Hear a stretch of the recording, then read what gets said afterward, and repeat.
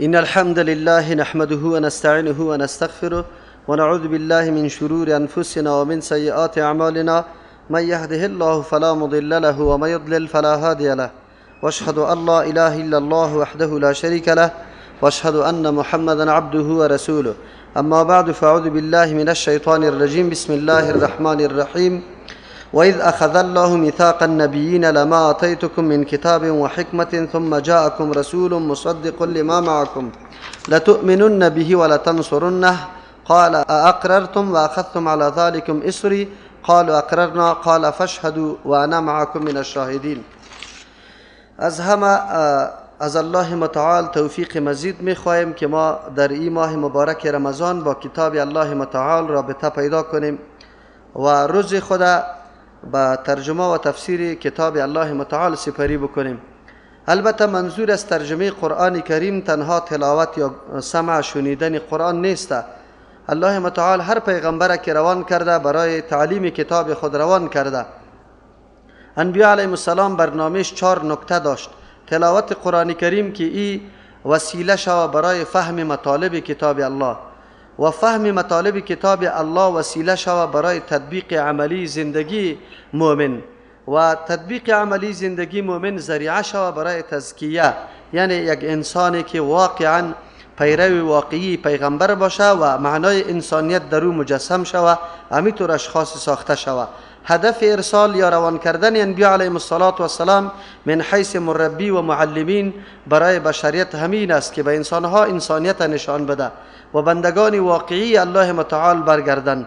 از همون خاطر هدف ترجمه قرآن کریم و تفسیر ما و شما تنها اشتراک نیست، بلکه ما از اول اراده بکنیم که الله متعال توفیق مزید بر ما نصیب بکنه که بعد از فهم مطالب کتاب الله در زندگی ما آثار این ترجمه دیده شود و ما واقعا تزکیه که هدف ارسال پیغمبرها هست در وجود خود مشاهده بکنیم و مردم ما را ببینه که واقعا ما از هر نوع اخلاق غلط و هر نوع عمل زشت و هر قسم عقیده نادرست بالکل پاک شده باشیم که اینمی یک انسان واقعی مؤمن شمرده میشه که فلاح و کامیابی دنیا و آخرت نصیب همچو انسان است. از همون خاطر انما الاعمال بالنیات ما در آمدن تفسیر قرآن کریم خود باید نیت خیلی والای داشته باشیم، هدف خیلی بزرگی داشته باشیم، نه تنها هدف و اصلاح خود بلکه در تلاش ازی باشیم که الله متعال برای ما و شما نصیب بکنه،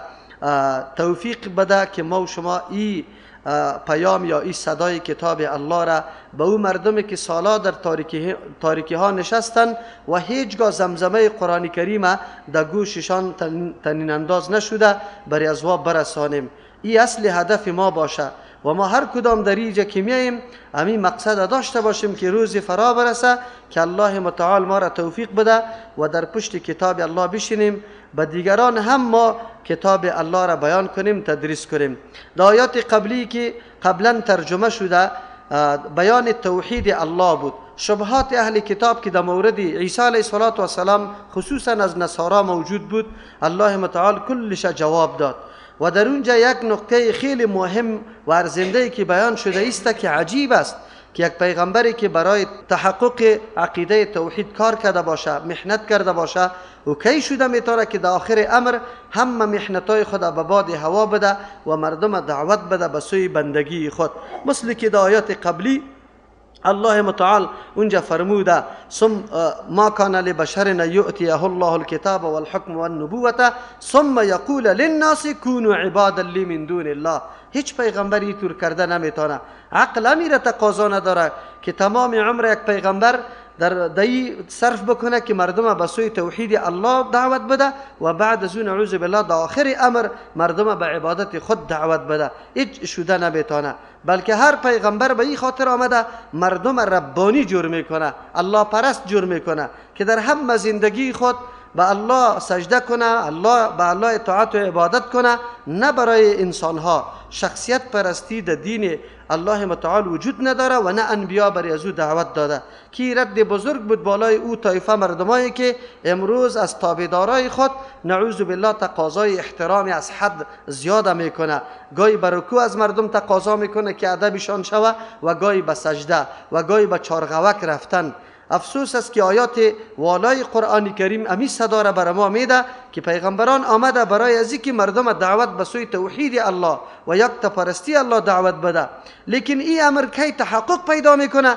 دمی آیت گفته بود ولكن كونوا ربانیین بما کنتم تعلمون الكتاب. ربانیت وقتی حاصل میشه الله پرستی که تعلیم کتاب الله موجود باشه. اگر تعلیم کتاب الله موجود نباشه، در اون صورت میبینید که مراکز سجده ها نعوذ بالله عبادت ها برای مخلوق پیدا میشه. شما وطن خدا بالکل به چشم سر مشاهده میکنید که در هر جای قبر است یک معبود بزرگ جور شده، سبب گمراهی بسیار مردم ها شده. علتش امیسته که مردم ربانی نیست. ربانی چرا نشده؟ تعلیم کتاب الله وجود نداره و بما کنتم تدرسون، خود تعلم هم نمیکنن، نمیخوانن درس هم.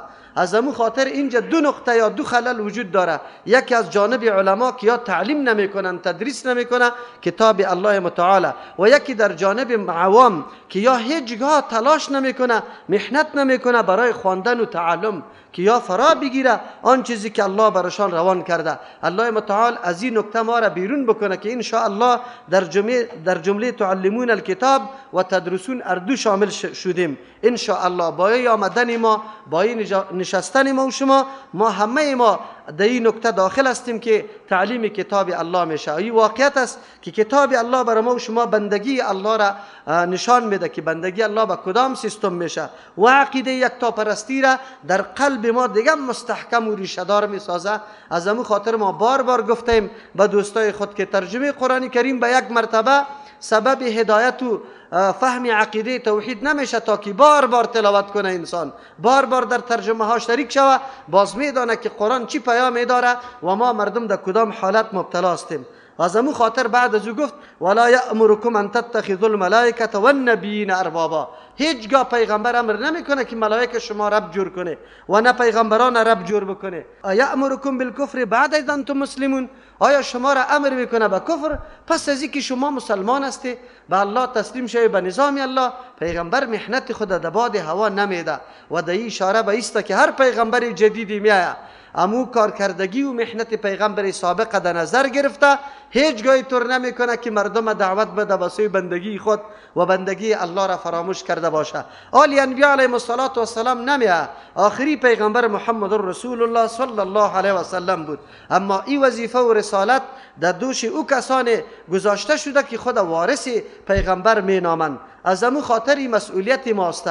ما منت سر کسی نمیگذاریم، بلکه از الله متعال توفیق ادای مسئولیت میکنیم که الله متعال ما را توفیق نصیب بکنه که مسئولیت خود ادا بکنیم. در این آیت الله متعال بیان رسالت میکنه. تالی را تحقق مسئله توحید بود. آل موضوع مرکزی قرآن کریم که سه موضوع است، توحید، رسالت و مسئله آخرت است. دوم مسئله رسالت در اینجا بیان میکنه.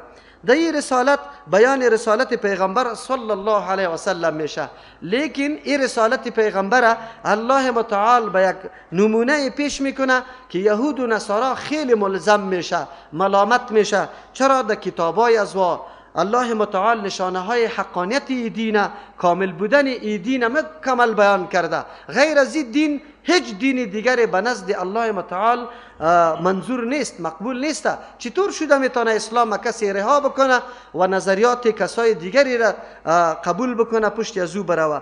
و همچنان در اینجا برای ما واضح میشه که پیمان گرفته شده هم از انبیاء علیهم السلام سابق و هم از پیروانشان که هرگاه پیغمبری جدید میاد شما او را نصرت میکنه، ایمان سرش می مخالفت نمیکنه.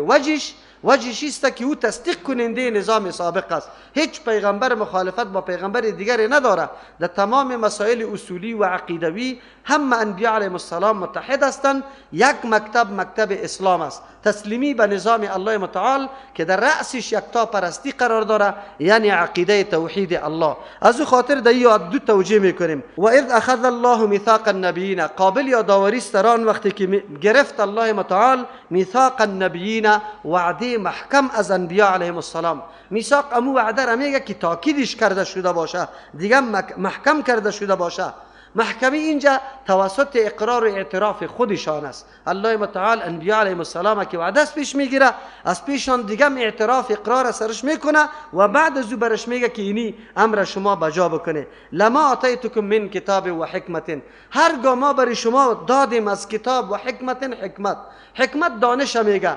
در کتاب الله فهم درست به کسی پیدا شوه، اینم حکمت میگه. وی در حقیقت امو زندگی عملی پیغمبران علیهم السلام می باشه که ما و شما از او تعبیر به حدیث میکنیم. هیچ پیغمبری نآمده مگر برای تشریع دین الله آمده. زندگی از او نمونه تطبیق عملی کتابای الله می باشه. از همون خاطر پیغمبر علیه السلام تمام زندگیش حدیث است. اگر قولش است، اگر عملش است، اگر کسی را تایید و تقریر کرده، این کلش به نام حدیث نامیده میشه و این تطبیق عملی کتاب الله متعال است. از این معلوم میشه که الله متعال میگه بعد از اینکه برای شما کتاب دادم و برای شما توسط پیغمبر تشریع همی کتاب کرده شد و تطبیق عملی کتاب کرده شد، حالی دیگه هیچ عذر به کسی باقی نمیمانه.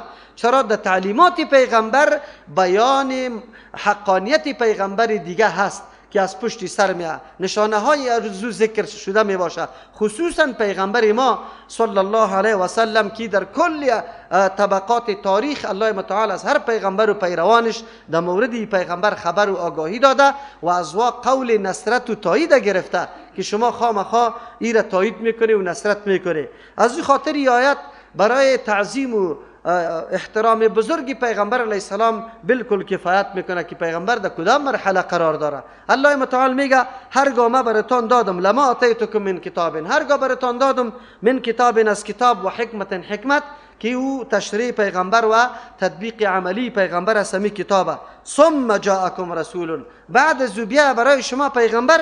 چطور پیغمبر که نشانه های تصدیق بالکل وجود داره. مصدق لما معکم، سه ترجمه داره. مصدقون که او موافق است، لما برای او صفتایی که معکم امرای شما در مورد پیغمبر موجود است. در کتابایتان صفتای پیغمبر موجود است و امو صفتا مکمل مطابق امی پیغمبری که آمده مطابق می باشه، هیچگاه مخالفت نداره. در این صورت برالاگه پس که انکار نکنه. دوم معنا مصدق لما معکم تایید کننده است. لما برای او کتاب و نظامی که معکم امرای شماست، یعنی برنامه دعوتی از این مخالف از برنامه دعوتی شما نیست. همون نظامی که شما پیروی میکنی پیغمبرم همون نظام پیروی میکنه، دیگه هیچ وجه انکار یا مخالفت وجود نداره.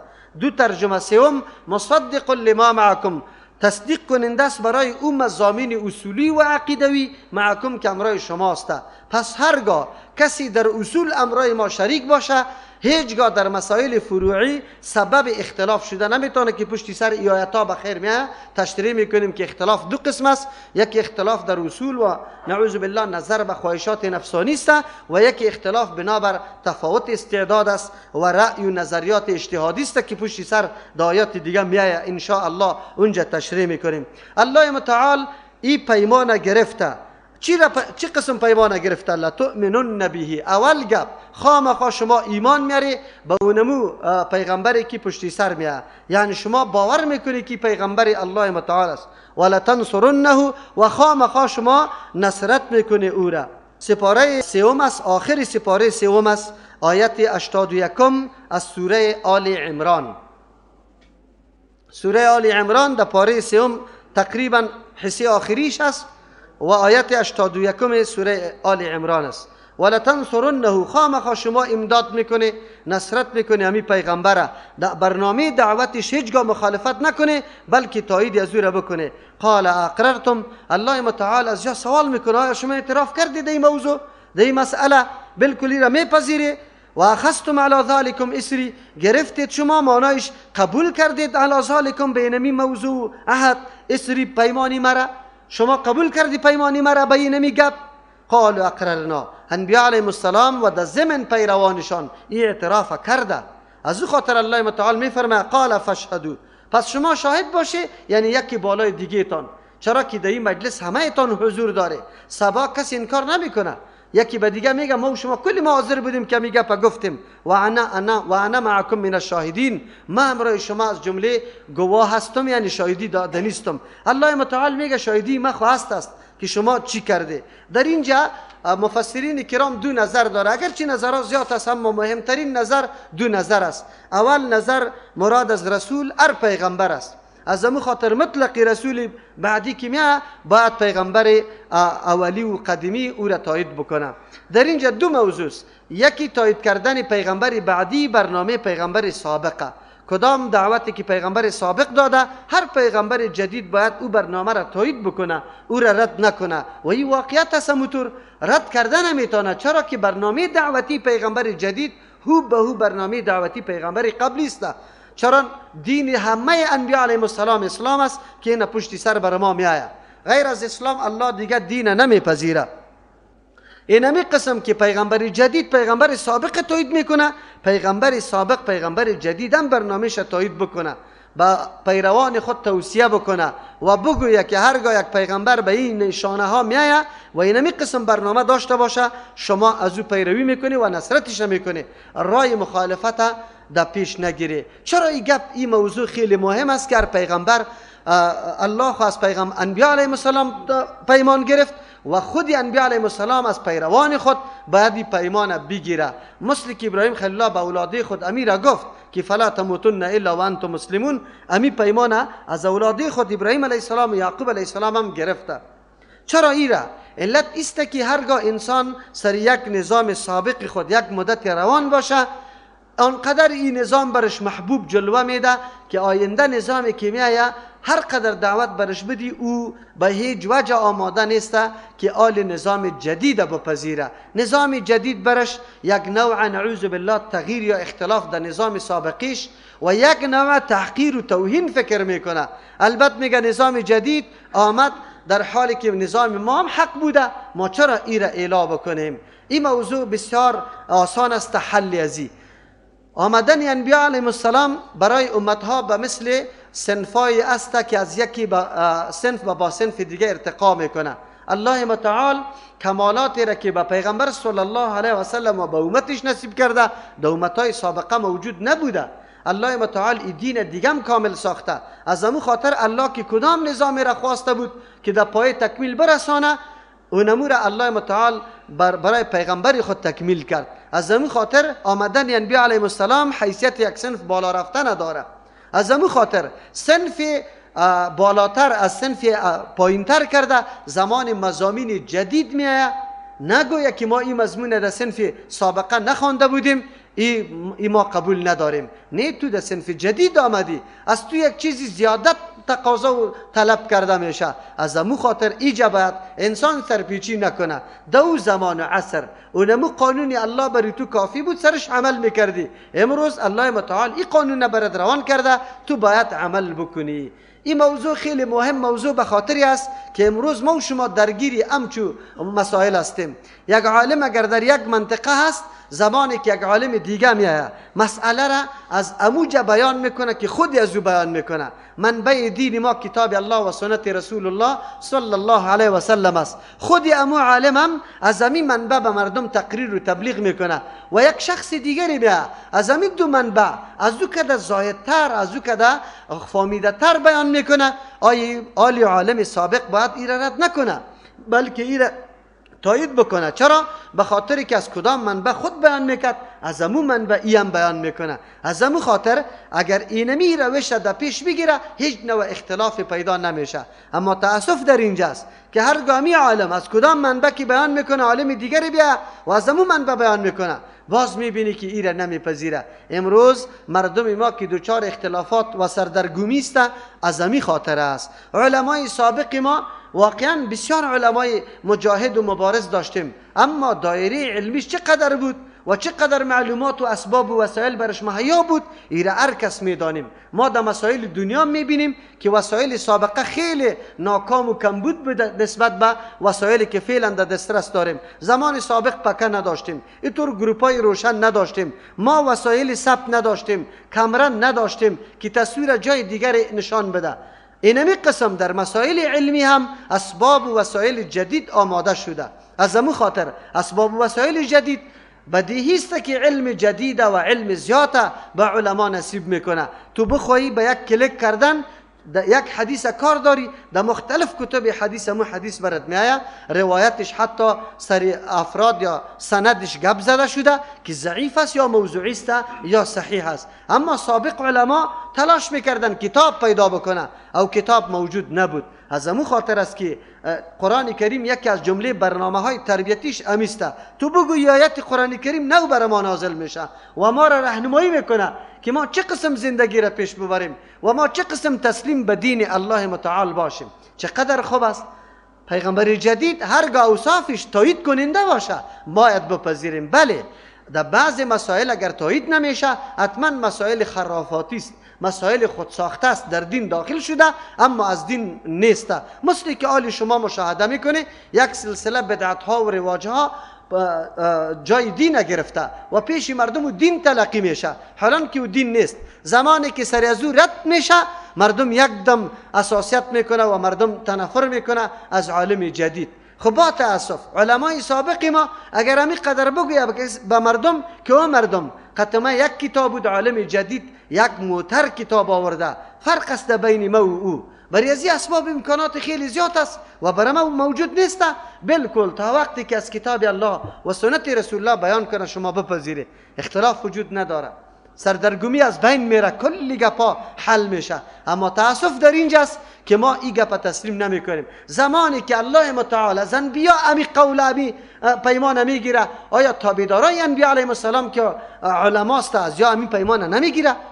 از امیام امی پیمان گرفته که هر عالم جدیدی که مصدر یا مأخذ تقریر و تبلیغ و درسش امی قرآن و سنت باشه شما مخالفت کرده نمیتونه. چرا؟ به خاطری که همین وجه که تو میگی وجه حقانیت توست، امو وجه حقانیت دیگرها هم است، امو علمای جدید هم است. از او خاطر در اینجا مفسرین مطلق رسول گرفته. پس هر پیغمبر که آمده، پیغمبر سابق الله تعهد گرفته، پیمان گرفته که پیغمبر جدید که میاد اگر تو موجود بودی نصرتی از او را میکنی و باور سری از او میکنی. نمیگی که مکتب ما جداست و مکتب از او جداست، ما جدا جدا زندگی میکنیم. الله متعالی پیمان گرفته. چقدر خوب است. امروز یهود و نصارا زمانی که دین جدید اسلام آمد اگر مطابق امو صفاتی که در کتابایشان ذکر بود و امو پیمانایی که در کتابشان ذکر بود عمل میکرد، امروز امت اسلامی و پیروان کتاب آسمانی متحد یک طایفه می بودند، اما آنها بنابر خواهشات نفسانی و یکی نعوذ بالله تکبر کردن، خود کلان تراشیدن و خودت طور فکر میکردن که جنت مخصوص ماست به دیگه کسا این جنت نیست. و قالوا لا يدخل الجنه الا من كان هودا و نصارا میگفتن. این سر باز زدن از اطاعت پیغمبر جدید. این سبب اختلاف شد و امت به سه پارچه کسایی که پیروان کتاب آسمانی است تقسیم شدن، یهودیت و نصرانیت و اسلام. دوم نظریه از مفسرین در این آیت است که مراد از رسول پیغمبر صلی الله علیه و سلم است. اگر از رسول انبیا علیهم السلام گرفته شود اشاره به این میشه که دین تمام انبیا یکی بوده، متحد بوده، هیچ نوع اختلاف در بین انبیا علیهم السلام ولو که قبلا آمده یا بعدا آمده موجود نیست. از همون خاطر در این صورت کل مکتب انبیاء علیهم السلام متحد است، هیچ نوع اختلاف دوا وجود نداره، بل اختلافات تطبیق عملی قانون الله کم کم وجود داره نظر به ظروف و زمان چرایی فرق میکنه، اما در اصل احکام الله متعال فرقی وجود نداره که او مضامین اصولی است. دوم توجیه که عبارت از رسول پیغمبر صلی الله علیه وسلم یعنی پیغمبر آخری شوه، اشاره به بلند بودن شان و مرتبه پیغمبر صلی الله علیه وسلم میشه.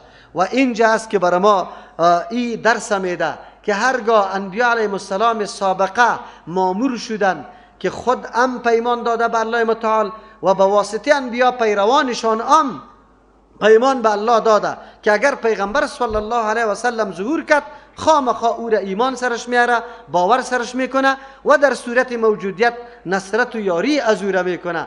یعنی در برنامه دعوتی پیغمبر شامل میشه و مکمل دفاع از برنامه دعوتی پیغمبر میکنه. وقتی انبیاء علیهم السلام به این گپ مامور شدن که بعد دعوت پیغمبر یام ادامه بده و نصرتش بکنه، ما که امت خودی پیغمبر صلی الله علیه و سلم هستیم در کدام مرحله قرار داشته باشیم؟ از امو خاطر است که پیغمبر علیه السلام وقتی که دید که بعضی صحابه تورات میخواندن، مثل که عمر رضی الله عنه تورات میخواند، چهره مبارک پیغمبر صلی الله علیه و سلم سرخ میگشت. ابوبکر رضی الله عنه به عمر میگه ای عمر، میبینی چهره پیغمبر؟ وقتی عمر رضی الله عنه چی کرد؟